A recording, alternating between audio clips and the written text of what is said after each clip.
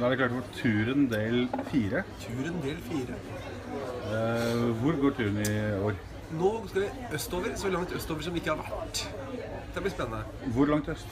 Vi skal til Kiev. Kiev ligger i Ukraina, Ja. og vi skal til mellomlandet i Riga, ikke Tallinn.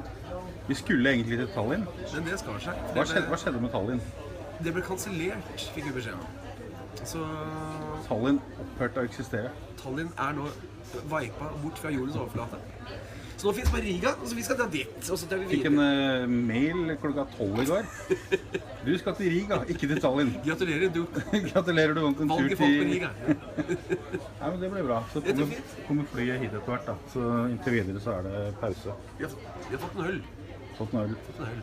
Men nå mister vi jo den der ølpausen i Tallinn da. Derfor må vi kompensere litt nå Vi med, kompenserer litt før vi drar fra Gardermoen. som sikkert det tredje øyet har sett, som Ja. har vært på pub før. Så er dette her en 06. Skikkelig Fornebu-øl. Nei, Gardermoen-øl. Fornebu-ølen. Si hei til kamera. Hei, kamera. Hei kamera. Vi skal på propellfly. Det viser at det er et propellfly. Det har vi ikke kjørt før. Det har jeg aldri kjørt før. Det er litt spennende. Det kan bli veldig spennende å se om det holder hele veien. Jeg har Ja, det må vi satse på at det gjør. Jeg har troa. Nå er vi i Riga Airport, og vi må finne en gate. Vi har halvtime på oss før flyet går. Hvis ikke, så er vi fukt. Ellers er vi fukt. Men det tror jeg ikke vi er. Jeg håper ikke det. For vi har Size Guide der borte. Hva har de her? Tøffelautomat. Tøffelautomat. Det er altså... Fargen angir størrelsen. Fargen angir størrelsen. Og her er de da line-up. Det kommer i en smakfull Smakfull innpakning. innpakning. Spektakulært. Як стріла до видноколу часу летить, сипле осінь вже додолу барви верховіть. І сьогодні я колисти дав мені кленове листя, у руках приніс як помінь про далеку осінь спомин.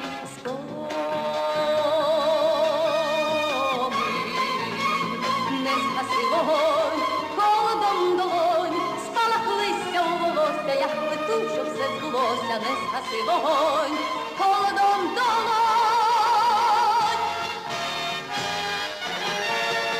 Як осіння хвиларелі вибілить зима, долетить віолончель. Vi sjekker inn. Ja, hva har skjedd nå? Nei, du, nå er vi på en restaurant som offisielt ikke har åpnet, så vi er de første De gjestene. aller første gjestene, de hadde fikset dobbeltrom til oss. Ja, vi er en seng. Altså ikke dobbeltrom med dobbeltseng. Det har vi Vi hadde gjort før. bestilt to enkle seng, så sa vi det går sikkert greit, men de var 3 stykker som skulle fikse et ordentlig rom til oss. Og nå er det 2 som skal fikse øl. Og nå har de puttet oss inn i en restaurant som ingen har vært i før. Det er første. Det er litt spesielt. Den første dagen. Det er veldig fancy da. Veldig fint. Nesten så jeg ikke tør å filme. Vi må finne 208. Ja, det kan bli spennende. 208. Det er ikke det. 6 er der. Ja, nå går vi nedover gata. Skal vi prøve å ta ut cash. De mener det er masse cashmaskiner her. Vi har prøvd en, den funket ikke så bra. Der har vi en til. Ja, det kan bli spennende. Se, da leter vi etter en restaurant type georgisk, Ja, som etter sigende skal være borti her. litt vanskelig å tyde alle skilt. Kjenner jeg her trua. Jeg er ikke akkurat Trua er der. Sulten begynner å meldes. sulten begynner å melde seg. Vi har funnet et sted som det viser georgisk mat. Ja. Nikala heter stedet. Og de har liksom litt sånn typisk georgisk stil. Det er jo litt av greia som vi går her, er jo for at Georgia er liksom hele Sovjets kjøkken. Det er det. Det kulinariske landet. Ja, så Det blir spennende. det blir spennende. Da har vi fått det som heter kachapuri-brød. Det har vi. Dette er spennende. Det er veldig spennende. Jeg har aldri Det har jeg smakt smakt det før, det er veldig godt. Så nå er jeg egentlig litt sånn sulten. Skal Er du sulten? Jeg begynner å bli veldig sulten, så jeg tror jeg bare må begynne. Ja, jeg tror det. Jeg hadde ikke trykket på start. Jeg prøver en gang til. Var det godt? Det var veldig godt, veldig godt. Khinkali. Veldig varmt. Georgisk spesialitet. Jeg har fått beskjed om at det skal spises sånn. Ja, sånn har jeg forstått det i hvert fall. Ja. Her går vi i undergangen. Her selger de mye rart. Hva selger de? Her det, jeg tror det går mye fras. Det er mye fras. Det er mye fras. Hva den? Mye humbug og fras. Ja. Artig. Klassisk østeuropeisk undergang.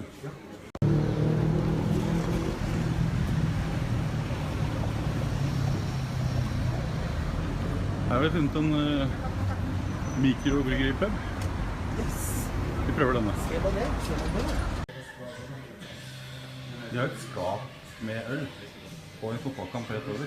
Og så cola. Ja. Hvordan er prisen her egentlig? Er det greie, eller? De ikke så gjerne. Hvor mye koster... Skal vi se. Jeg har bestilt en halv liter med malle. Den koster hvor mye? Den kostet 60 gjerninger. Hvor mye er det? Det 18 kroner og 12 øre.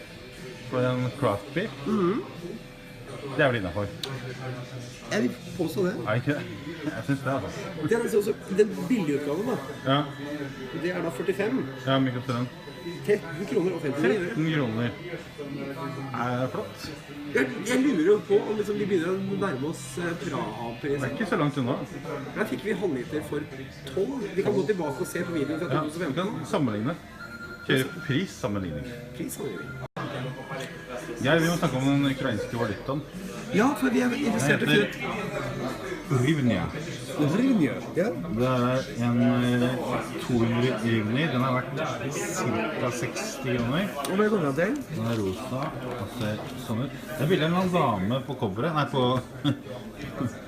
Er det hun som er sånn Hvem er det hun dama?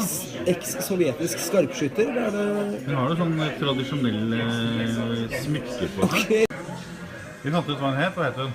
Hun het så mye som Larsaya Petrevina Korsakita. Jeg fant ut at hun het Lesia Ukrainka. Ja, det er den amerikanske utgaven. Amerikanerne har alltid en egen tilnærming, men Hun driver med litteratur litteratur, og feminisme. feminisme, hun var også en poet, så vidt vi forstår. Ja. Og hun døde alt for tidlig i 1913. Nå går vi rusler egentlig bare rundt denne Kievs gater. Det er litt mørkt her. Vi prøver å finne veien hjem, men vi har funnet Vi prøver å finne veien hjem. Nå har vi drukket masse øl. Og stort hus. nå skal vi slappe av litt. Hva har det her vært? Det er et ukrainsk flagg der. Jeg tror det er til noe museum eller noe. Ja, det må være... Jeg tror det er Tsjernobyl-museet. Ja, hvis ikke så er Hovedsporet vårt er at det står 1986. det 93. Ja. Og når ordet 1986 nevnes på et bygg med et ukrainsk flagg, og når jeg et eller annet flagg, så tror jeg det har noe med Tsjernobyl å gjøre. Det var første dag i Kiev. Ja, Nå er det natta. nå er det snart natt. Og Vi har det våkne seg klokka tidlig i dag, så vi veldig tidlig. Hva er oppsummeringen så langt? Oppsummeringen så langt. Stikkord. Stor by. Stor by. Mye rare bygninger. Mye rare bygninger, mye fine bygninger. Mye fine bygninger. Vi lurer litt på hvorfor det er veldig mye toetasjesbygninger. De er litt spesielle. Ja. De bor i en selv. Dette Det er er en sånn toetasjesbygning. Så det spennende blir å høre med en guiden i morgen, for jeg tenker at hun kan svare på mye spørsmål. Vi må spørre henne mye. Jeg tror vi skal gjøre det. Ok, da er det god natt dag 1. God natt, dag 1. Det var inn i den restauranten i Vargård går. Ja, jeg tror det.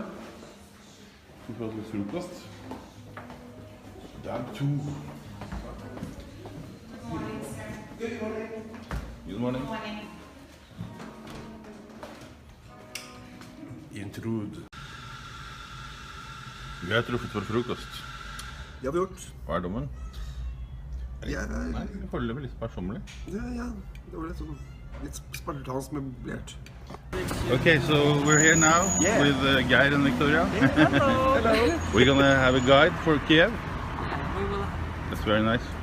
Is it easy to be a guide in Kiev? Sorry. Is it easy to be a guide here? Yes, it's easy. Yeah. The city is quite. It's not. It's big. Yeah. But it's not that big. It's not that big. And the sites are close to each other. Yeah. And if we stay in a historic center like where you stay now, these sites are very. It's convenient. Yeah. In this area. In this area, Yeah. yeah. But for example, if we move to the area where the Museum of the Second World War and Kiev-Pechersk Lavra Monastery and caves, it's another area, but also there will be another sites also interesting, and Yeah. they're close to it. Yeah. That's why, Yes. Yeah, so many spots. yeah, Kiev is a very lovely city. Oh, nice. Nice. We are looking forward to it. We're looking forward to it. Now we're trying to get the taxi. To Yes, we are looking, Uber. waiting for Uber Yeah, yeah. taxi. The So Uber let's- is like Please do Uber. 2 minutes. 2 minutes. Let's see.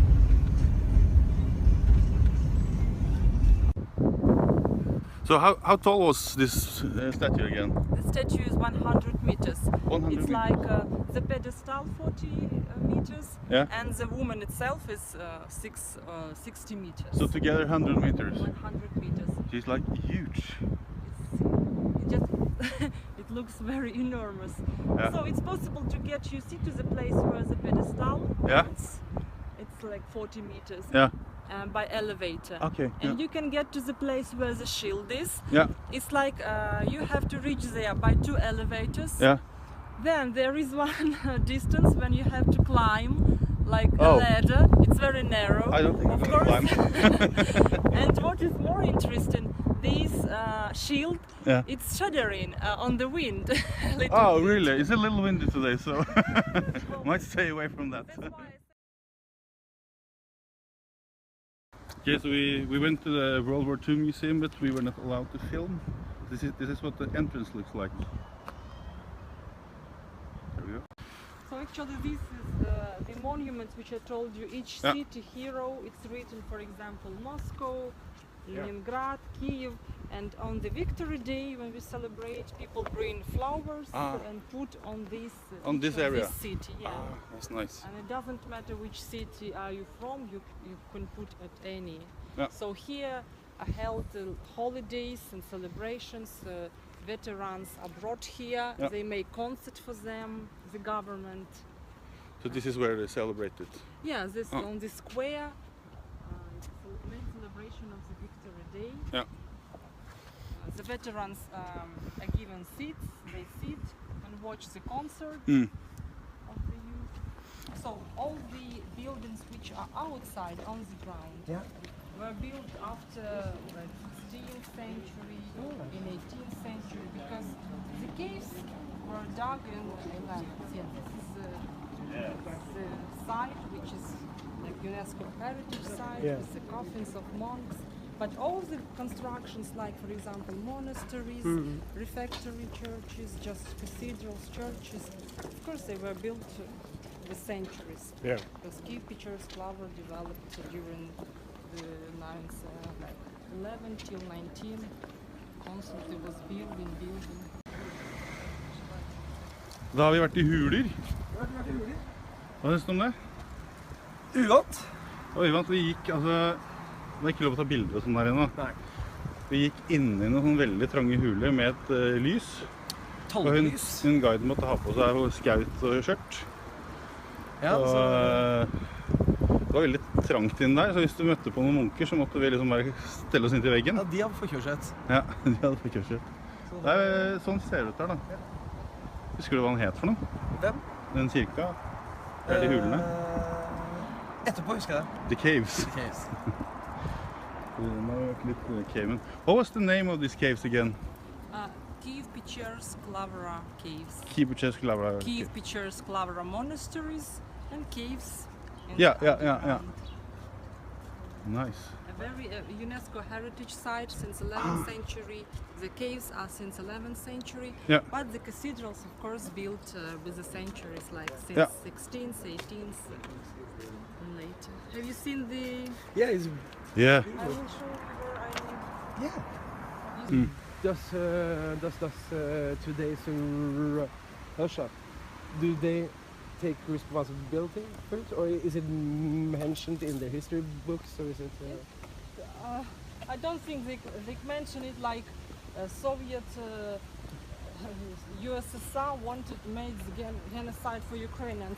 They just mention it like the Soviet government made genocide to Ukraine, Kazakhstan, Uzbekistan, different. They recollect different republics. Utan at det er vann. And when it's free, like 100 meters, like 2. Now we went like half an hour on the stairs. It's, The deepest station in Europe. yeah, I believe that. 100 meters below ground. Yeah. That's nice.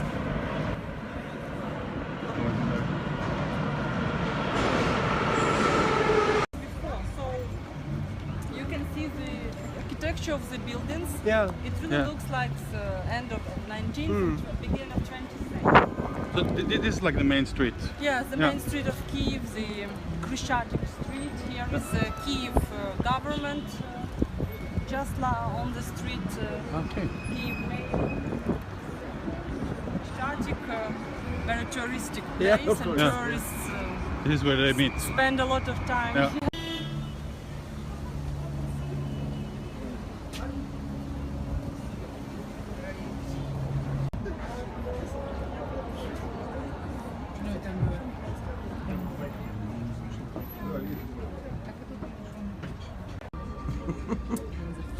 We have gotten some delicious Ukrainian soup, Yeah. and now we are going to wear some nice hats, and Geir is loving it. Hats are nice. Hats are nice. Loving hats. Yes. Yeah, it's going to be good. Oh, This is vareniki With cabbage. with cabbage, and there's like pork fat on top. Yeah. And we can also put Sour cream. Just you take one varenik Yeah, with sour cream, nice. and then you, for You example, dip it eat like that. dumplings. Nice. Yeah, you call it. You can call it dumpling. Okay, Geir, you have to try it. I got it. Okay. Okay. It's good. Okay. I have to try it also. Who built actually? He wanted to show everyone who approaches that it's a Christian city. Yeah. Because you know, Kievan Rus Yeah. was baptized in 988. Before, people were pagans, and everyone, Prince was very proud. Yeah. It's a Christian city. Yeah. That's why they put church on top of the entrance, main entrance. Why it is called golden? Maybe because Christianity was brought from Constantinople, from Byzantine. Yeah. They had in Sofia there is the same golden gates, the same Sofia Cathedral. So maybe they wanted to be like similar to Constantinople.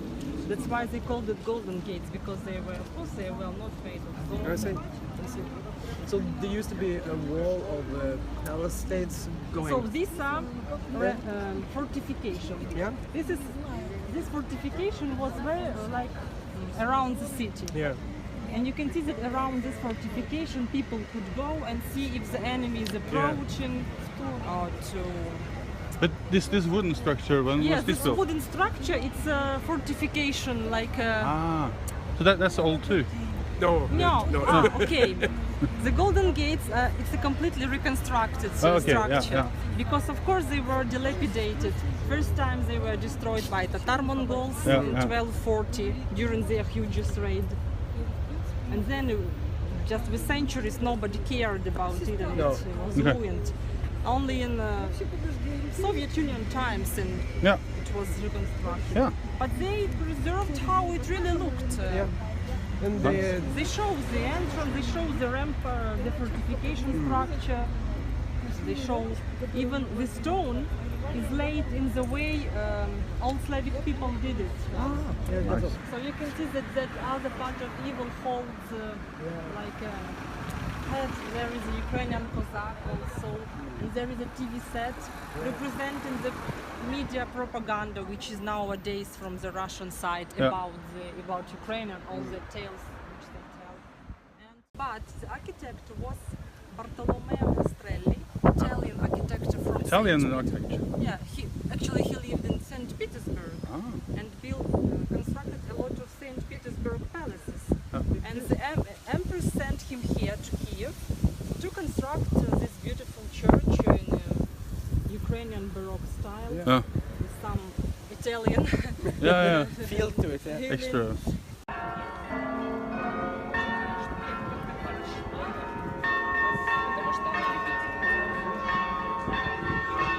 I don't think we have this type of buildings in Norway. We don't.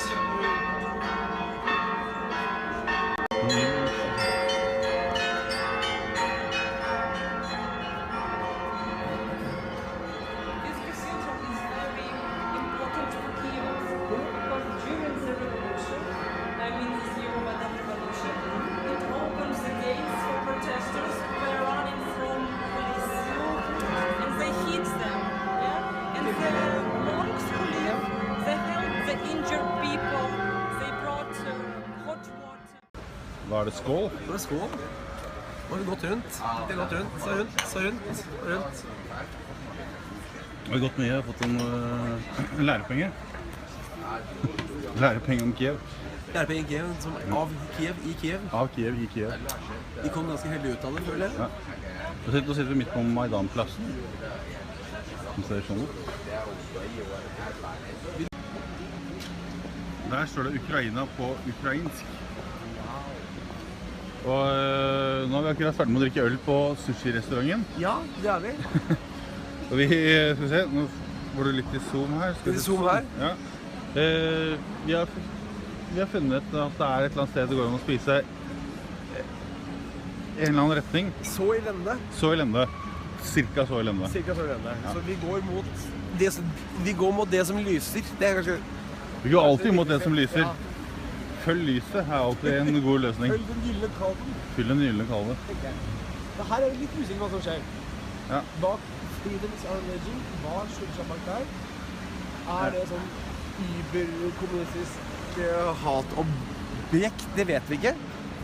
Fordi de Det er jo litt viktig, for det er jo her skytingen og sånn skjedde for 2-3 år siden. Det var her de brant bilhjul, og de brant oljetenner, og de brant... Du hadde snikskyttere som skjøt på folk. Ja. Så her var det litt rart for en stund siden. Helt merkelig å tenke på at det har skjedd for så kort tid siden, men nå er det jo god stemning her da. Det virker sånn. Ja. Det virker jo det er veldig avslappet stemning her nå. Ja. Vi håper at det skal forbli sånn. Men... Det er jo ikke noe grunn til at det ikke skal bli det. Nei. Ukraina har funnet ut at de blir med Vesten. Og så er det ikke alle ukrainere som er like enige i det. De som er russere, de er ikke så enige i det. Nei, det er litt sånn motstridende meninger om hva som er... Hva som er innenfor og ikke innenfor. Sant sagt. Og på grunn av Stalins politikk så er det veldig mange russere som fortsatt bor i Ukraina, og som har ukrainsk pass. Som også føler seg som ukrainske statsborgere. Ja, men som fortsatt føler seg veldig knyttet til Russland. Med en litt annen historie. Det er en liten annen historie. Ja. Ja. Så det er jo... Kan du si at på det museet vi var på i dag, så var det et andre verdenskrig-museum. Så hadde de jo etablert en egen avdeling for krigen som pågår nå. Det var det. Med masse bilder av falne soldater. Mye suspekte faner. Vi fikk ikke filme der, Nei. for det var ikke lov å filme der. Men, Det var mye suspekte faner. Ja. Med Mye symboler suspekte som faner. ikke vi setter pris på her. Ja. Det er hvor vi kommer fra. Vi Altså. skjønte jo ikke hva det betydde, men det Vi var... kjenner en symboler som ikke vi setter like stor pris på, men Men det hun guiden fortalte også, var jo at disse ukrainske soldatene som kjemper i Øst-Ukraina, de er jo ikke finansiert av staten. nei. De er finansiert av givere. Givere Og og organisasjoner, og... De tar med seg sitt eget utstyr og drar dit. Men hvem disse organisasjonene er, det kommer ikke noe sånn...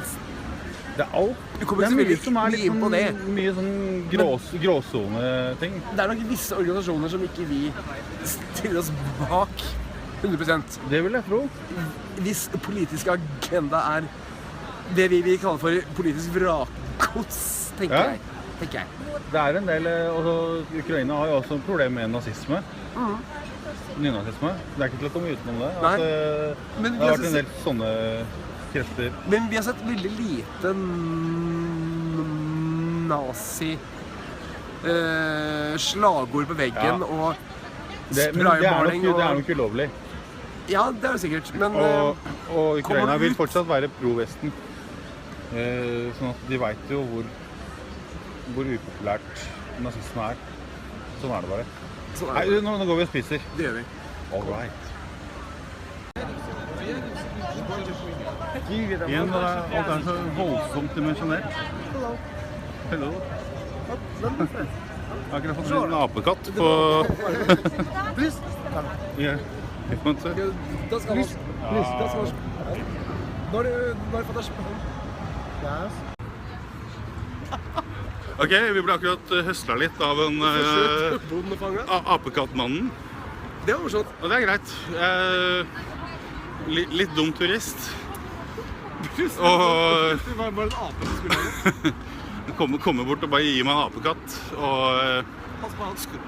skal ha litt penger for det, det er greit. Ja, Når han mener at han skal ha mer penger, da må vi si nei. da sier vi nei på en litt sånn først ok måte. Andre gangen må vi si litt hardere måte. Litt mer bastant. Litt mer bastant at det her må du drite i. Nei, vi har ikke Nå- ønsket ape. Vi nå er ønsker ikke ape. Vi ønsker ikke fortsettelse Så det er greit å bli høstet litt som turist, men man må ikke overdrive. Nei, Og han må på en måte kjenne sine grenser. det tror jeg han sliter litt med. Ja. Jeg tror han er klar over at alt er veldig billig her i Kiev. Ja. Det er det som er problemet nå. Noen er litt for klar over at ting er veldig billig. Ja, hvor mye koster det der du kommer fra? Sånn? Ja. Men du vet ikke hvor jeg kommer fra? Han skulle begynne å spørre hvor vi kom fra, sånn, så... Ja. Sånn var det. Men det var artig da, vi fikk noen fine apebilder. Fine apebilder er viktig. Koselige apebilder, den beit meg litt i fingeren da. Så Det er koselig. kanskje jeg trenger noe stivkrampesprøyte eller noe i morgen, men... En god mulighet for at du får rabies. Litt rabies må man ta med på Hvis du kjøpet. begynner å skumme munnen din, så skal jeg si ifra. Det har vært mye apekatt og gåing, Ja, det var det. og mye tradisjonell mat. Nå skal vi ha biff og rødvin. Biff og rødvin. Argentinsk rødvin. og- Argentinsk rødvin og Saftig biff. ukrainsk biff. Ja, det er det. Det er det. Så det er jo en klassisk restaurant hvor de kjører på med klassisk tema. Veldig koselig her egentlig. Det hyggelig og veldig fælt her. Pervak. Skal vi se, nå er vi inne på en ukrainsk dagligvarebutikk. Hva har de her? Vann, potetgull og øl. Potetgull øl er alltid fint å kjøpe. Se, her har vi et eller annet. Her har vi noe kjeks. Nei, det var gris. Ok, Se her, se vi har her. funnet en litt gøyal utstillingsvindu. Vi har funnet der hvor sjokoladen blir lagd. Der hvor sjokoladen blir lagd.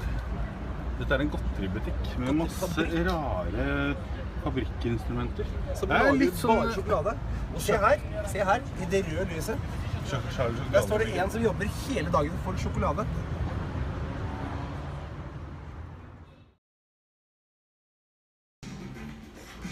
Dag 3. Dag 3. Vi er her. Vi har havnet på nok en georgisk restaurant. Her er det ingen som vil snakke med oss, tydeligvis. Nei, og vi har vasket oss. Vi har vasket oss. Vi sitter egentlig bare og venter på noen som kommer. Vi er ikke sikre på om det er sånn det skal gjøres. Nei, vi lurer på om vi må gå inn. Ja, vi er litt usikre.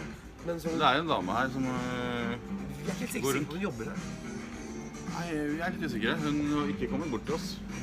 Det er egentlig veldig få som gjør det. Veldig få som tør å komme bort til oss. Vi får se. Kanskje blir det noe annet. Kanskje blir det ikke Derfor har noe. vi vasket oss ekstra godt. Vi har vasket oss ekstra godt i dag. Kjører på med georgisk tema. Jepp. Hva du syns? Hva du syns? Det er veldig god. Veldig god. Kachapuri. Ja. Hva slags bygg er dette? Ja, det her er hotell og restaurant. Hotell og restaurant. Det er det. Cool. Der står det en trafikkpoliti. Her har vi funikularen. Vi tester den. Vi tester den. Finner ut hvor vi betaler. Ja.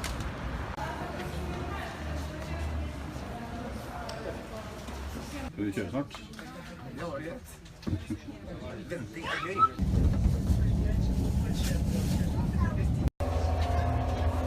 Da har vi tatt banen.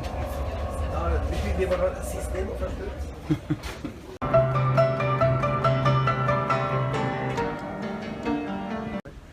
I souvenirområdet. Der er det militæruniformer. Det er vel noe røde armé-greier, er det ikke det?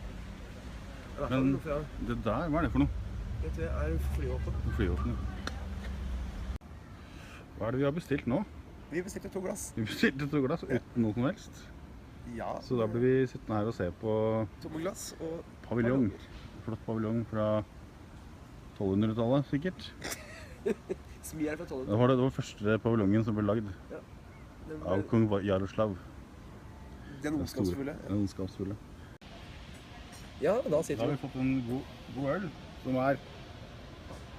Hvordan klarte vi dette her? Nei, du, det er ikke alltid at et språk er helt enig med seg selv. Helt på lag. Språk og vilje. Når drakk du sist ikke-alkoholøl? Det var... Konfirmasjonen? Jeg tror det var rundt i tider. Jeg tror det faktisk ligger noe alkoholfri øl nede i kjelleren hos foreldrene. Ja, Fra konfirmasjonen min. Få prøve da, hva det smaker. Det blir sikkert kjempegodt. Da har vi klart å drikke opp nesten hele ølen uten alkohol. Hva er dommen?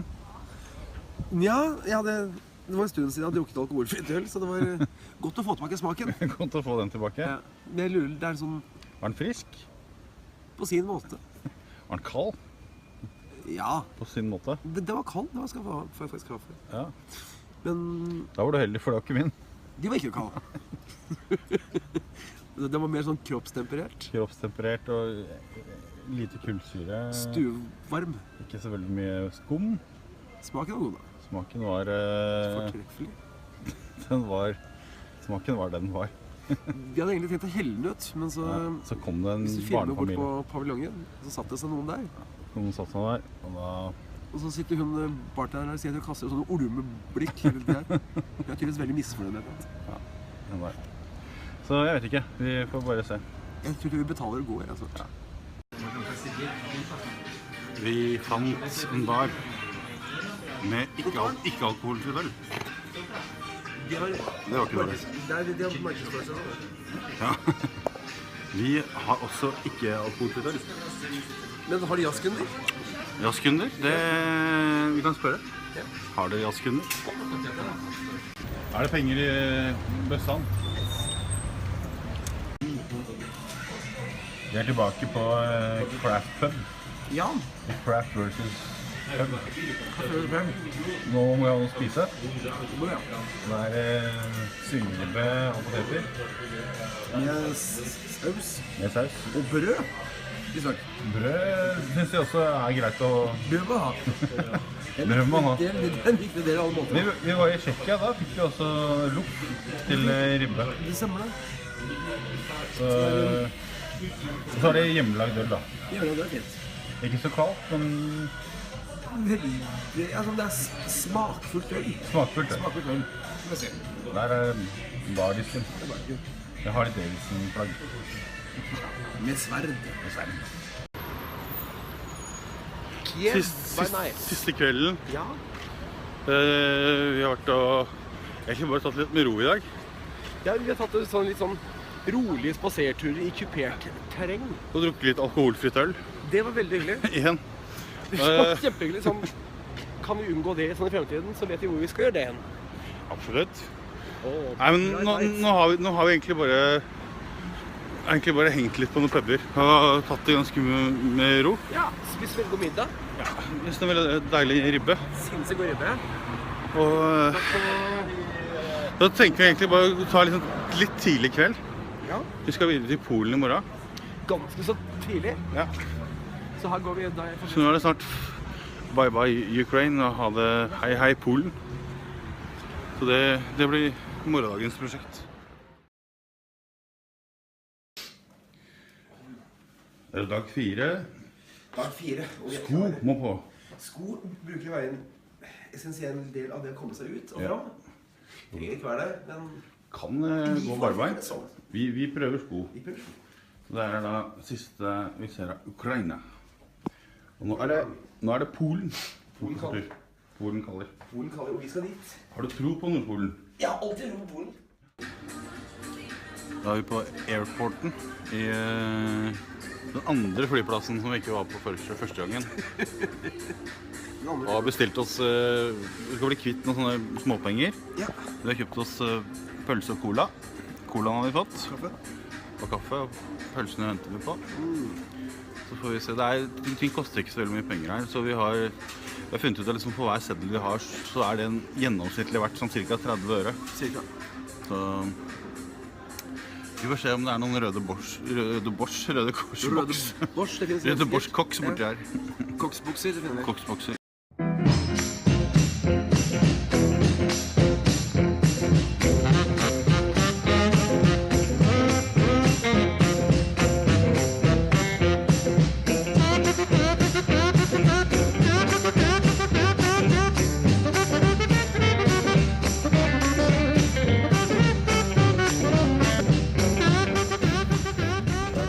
Dansk. Hva har du sett så langt? Hva? Hva har du sett så langt? Flyplass for det meste. Og litt sånn kaotisk passkontroll. Jeg tror de trodde at jeg var en annen. Jeg ble sjekket sånn type 5 minutter og fikk mye sånn mystiske blikk. Hva trodde du? Ikke av den positive måten, hva? Hva trodde du? Nei, du, det vet jeg ikke. Hun bare munnskjell etterpå. Hun spurte deg ikke om noe? Nei. Hva er det du så på? Kanskje du lignet på en eller annen lytter?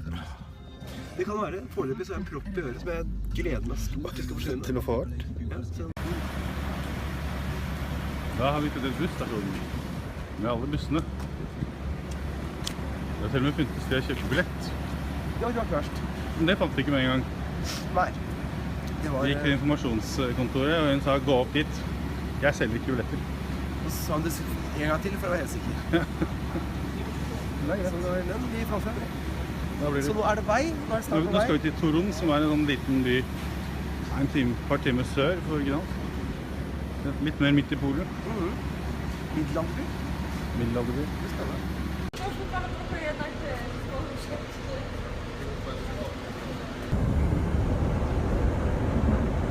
Vi kommer fram til den pittoreske småbyen Torun. Sånn ser det ut her. Det ble litt annen bygningen forandret seg litt. Det ble litt annen by. Nå er vi liksom en koselig middelalderby.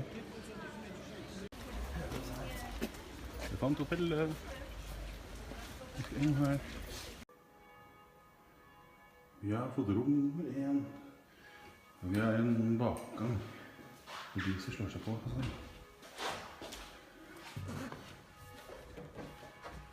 Rommet er spraglet og fint. Det kimer i bjellene. Hvordan går det der inne?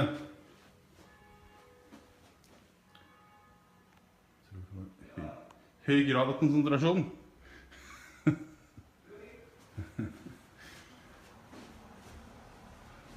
Resepsjonen er et annet bygg enn rommet. Der var resepsjonen.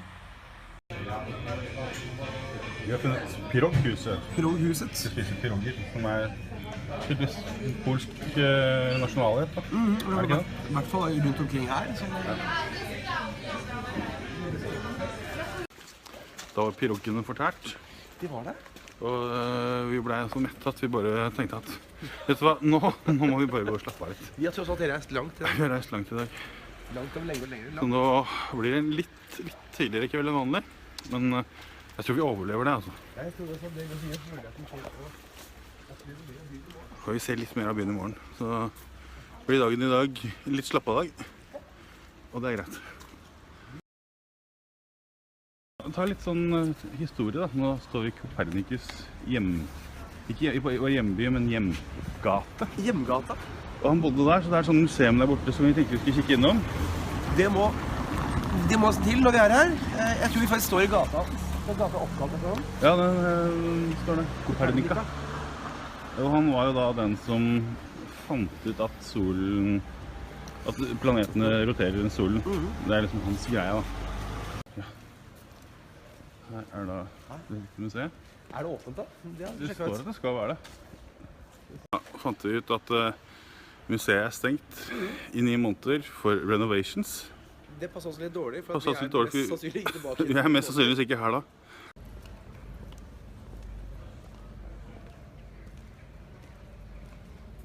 Markedgreier der, eller? Italiensk marked. Kanskje det er italienske dager. Og masse ballonger. Her klarer vi nærmere oss nå. Det er noen murer. Det er litt sånn borgaktige greier. Det er et sånn grelt eksempel på noe som jeg nesten ikke trodde eksisterte. Her er det en UNESCO Heritage middelalderby. Og midt i den så har de sett sitt snitt til å bygge et kasino. Det er det vi trenger. Altså, Hva trenger denne middelalderborgen? Jo, den trenger et kasino. Jeg blir litt sånn målløs. Er det mulig? Den som godkjente det, er litt spennende. Ja, det lurer jeg altså på.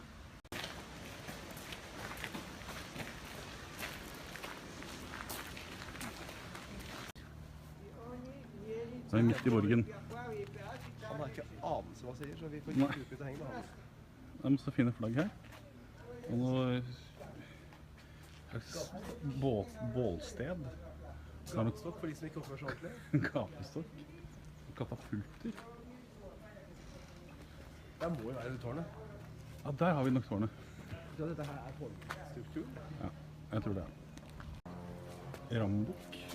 Først bare Battering Ram Taran heter den. Den ser altså sånn som det her ut. Den gynger frem og tilbake. Jeg skjønner at den kan ødelegge litt. Når den begynner å få fart. Den begynner å få litt fart. Nå er det en gang av noe slag. Tårngangen. Passasje. Ja. Det er inni borgen.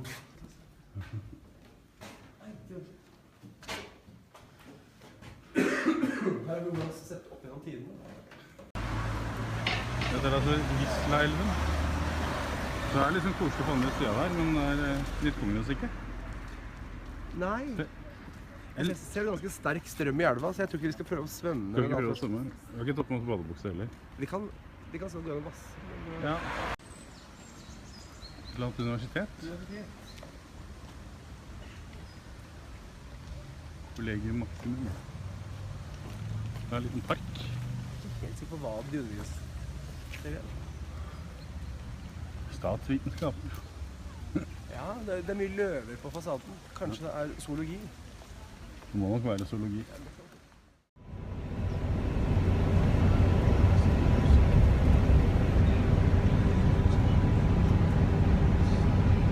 Et helt annet sted. Nå skal vi til et annet sted. Nå skal vi bo her litt. Her så det litt annerledes ut enn der vi var sist gang. Ja.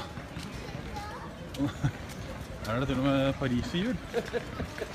Det skal vi ikke på akkurat nå, kanskje. Kanskje etterpå. Kanskje etterpå. Nå skal vi på hotellet. Nå har vi kommet på hotellet. Det har En veldig fin heis. Litt sånn høystandard. riktig etasje til en eneste gang. Ja. Okay. Sånn ser det ut. Ganske høyt. Ok, vi er midt i Gdansk Det er vi. sentrum. Vi vil egentlig sitte mest i hotellbaren og funnet ut at vi skal dra på amerikansk fotballpub. Men på veien så dukker det opp ganske mye fint, altså. Det morsomme er at vi skal legge hovedtyngden i å gå i Gdansk i morgen. Ja, Så jeg føler at i dag så setter vi sånn, vi finner ut stedene. vi har sett såpass mye i dag. Det er et veldig dårlig ord, men vi... Men så går vi gjennom en helt nydelig Hansagate. Med Flotte hus. fontener, og det er Det er veldig mye det er norsk, litt... veldig mye norsk å høre her. Noe av det er nok litt turistfeller, det vil jeg tro, men Men det er fortsatt veldig, veldig flott der. det er veldig fint. Nå spiser vi amerikanske kyllingvinger. Ja, Er det greit, eller? det er veldig godt. Jeg hadde jo håpet å se litt NFL, men det... Nei, det fikk vi ikke. Reprise av Chelsea Arsenal. Som endte 0-0. Jeg fikk et fat med kyllingvinger, så det blir jo en grei trøstepremie.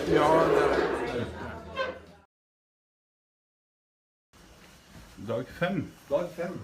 Et fantastisk deilig vær. Nå skal vi ut og se på Gdansk. Været lokker. Det viser seg også at Andre verdenskrig-museet ikke virket i dag. Det gjorde det heller ikke. Det er mandag, og da er det ikke museumsdag. Og det gjorde heller ikke kunstmuseet. Nei. Så jeg vet ikke, vi bare labber litt, jeg vet ikke, vi labber så mye rundt når det regner så mye. Ja, vi må spise noe. Vi må spise noe aller først. Så Kanskje noen kaffe, kanskje? kanskje litt kaffe, det er ikke. Burgerfrokost. Ja. Det er ikke slamplan opp på dagen når vi leser om Gdansk invasjon. Jeg tror det blir fint, Ja. Så er det jo... Så vi finner en båt.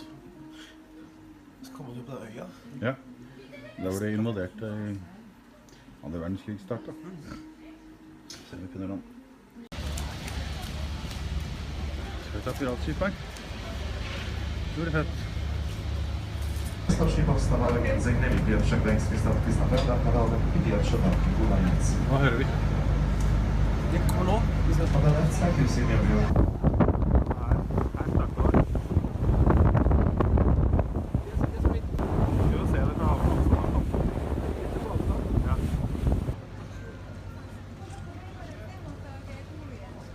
Nå er vi ferdig med båttur. båter og Går langs med havnekanten. Så ser vi... Det er litt sånn spesiell den byggestilen her, for at den er sånn, egentlig sånn gammel Hansa-stil, men det er veldig mye som er bygd på nytt. Det var jo som sagt mye som ble ødelagt. Ja, Så de har bygd opp veldig mye, og så er det noe som faktisk har overlevd. Sånn som så er det noe som vi tror det der har overlevd. ser sånn ut. Ja, det ser litt sånn ut. De har sikkert pyntet litt på det. Det bygget der har nok også overlevd. Og takk og pris for det. Men det er nok takk og pris for det. Ja. Nå har vi havnet bak fasaden til havnepromenaden. Her står alle taxiene og de slitte piggtrådgjerdene og barnevognene. De tror jeg har vært der, så har vært der en stund. De har nok vært her en liten stund. Spørsmålet er hvor lenge.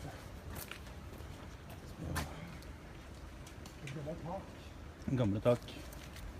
Det er alltid veldig kjekt når man er i en ny by og se på kart hvor man skal gå igjen. Det er masse museer og sånn. Her kan du orientere deg etter Så nå farger. orienterer jeg etter farger. Det er veldig fint, for at her har de litt forskjellige sånne fargekoder. Det er 2 med rosa, 1 med lilla, resten er forskjellige varianter av brun. Så det er jo veldig enkelt da. Jeg får til med litt forfriskning. Mye gåing. Mye gang i dag. Ja. Og litt båtkjøring. Så Gdansk er ikke en veldig stor by. Nei. Men det er sånn, det er mye smågater og mye litt sånn smug og litt nytt og gammelt. Litt nytt og gammelt, rett og slett. Om hverandre. Jeg vil jo si at det er ganske pent her. Det er fint. Jeg skjønner hvorfor folk kommer hit. Ja. Det er veldig enkelt å manøvrere seg rundt her.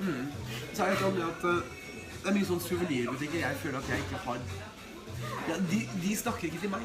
Snakker de ikke til deg? Nei, ikke på den måten Nei. jeg hadde håpet. Souvenirbutikker. Rav, mye rav. Mye rav. Mye rav i alle sine former. Og det, Litt krag og litt fras. noe fras, noe krag. Heller ikke sånn som står øverst på ønskelisten. Nei, Men akkurat nå står øl øverst på ønskelisten, det fikk vi. det fikk vi. Det hjelper alltid. Så da sitter vi hos Jakobs. Jacobsens konditori? Nei. Har Restaurant. du sett han karen på veggen forresten? Bak der? Er det Jacobsen? Det er gamle herr Jakobs, som de har bare murt i veggen. Ah, gamle herr Jacobsen. Vi prøver å få litt mat og ølbit her.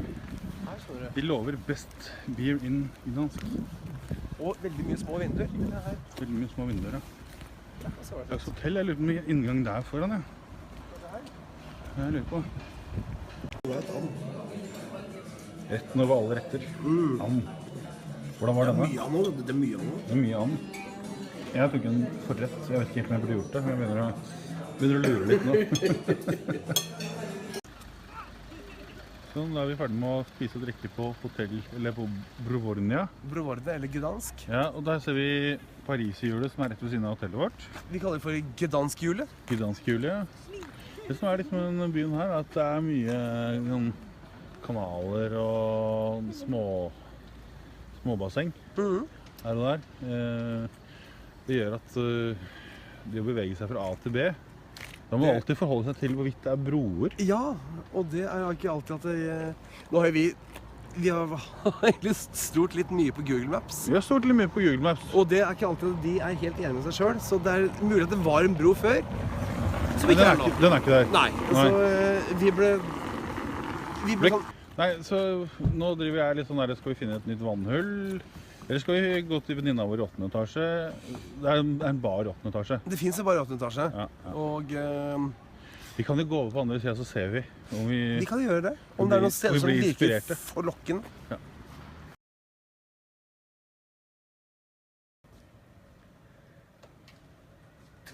Dette er rommet vårt. 25. 25.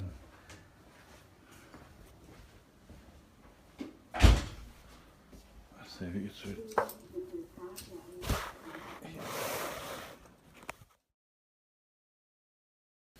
Vi klarte utsjekk. Da er vi klart til utsjekk. Da tror jeg vi har fått med alt. Da tok vi ut kortet. Tok du begge nøklene nå? Det gjorde jeg. Godt. Det gjorde jeg. Da sier vi farvel i rommet. Ja, det er siste dagen når vi skal reise, men det er en ting vi ikke har fått gjort ennå. Vi har ikke fått vært på 2. verdenskrig-museet. Så vi dit prøver å komme oss. Prøve å labbe bortover der. Ja, må vi få til den. Så det ble bra. Vi har funnet oss et tangosted for å spise frokost. Vi spiser... Ja, vi prøver å få til en tangofrokost. En tangofrokost per tur, alt er bra. Så er vi tilbake i 2. verdenskrig-museet. Nå skal det være åpent. Veldig en stor modernistisk bygning. Et relativt moderne museum der, altså.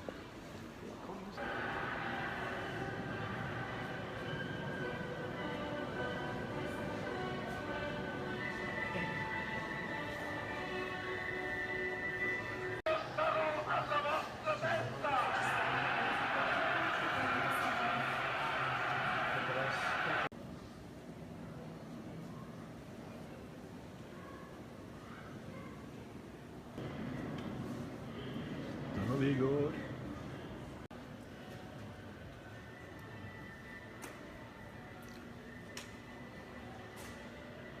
Er det her liksom en judansk gate i 1939?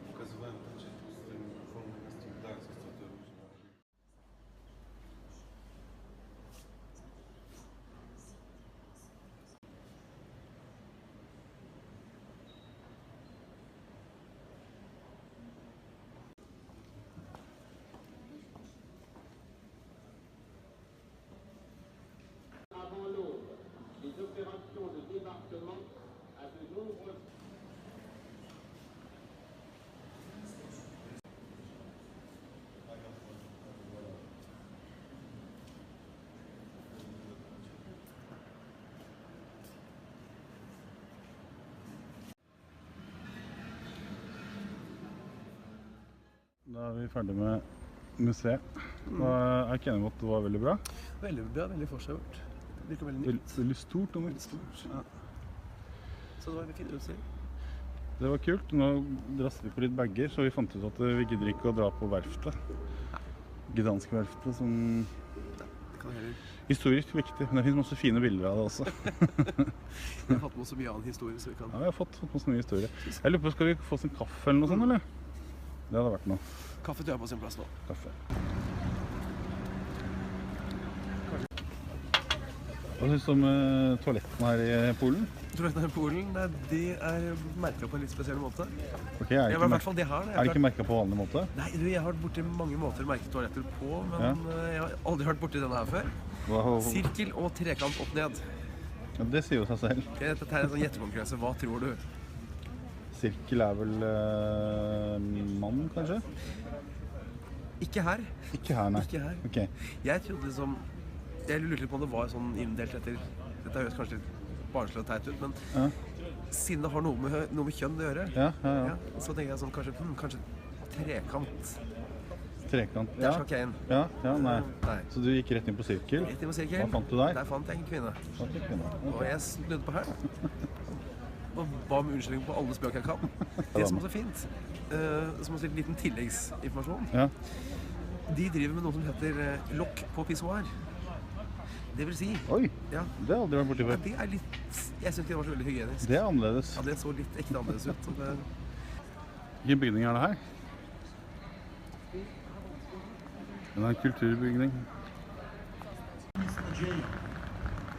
Her er det en eller annen slags portal. Der er en taxiholdeplass. det er det også.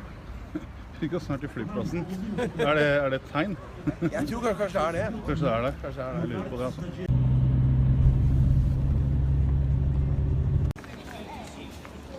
Her er vi på flyplass, og det er lang sikkerhetssjekk. Ganske ikke morsomt.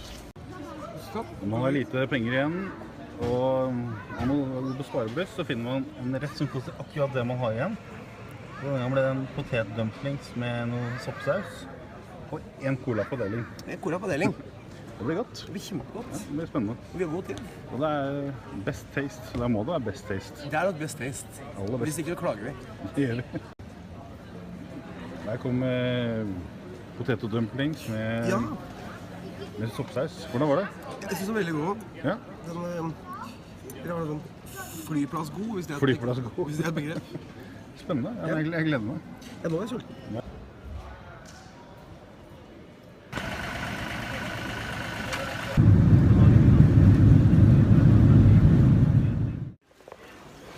Da er det hjemme i gode gamle Norge. Da er vi her. Vi skal heldigvis ikke hente bagasje. Det er Ja, veldig greit. det slipper vi. Så dette blir litt koda. Det gjør det. Takk for nå. Takk for seg. Dette har vært bra. Og så kommer det slutt.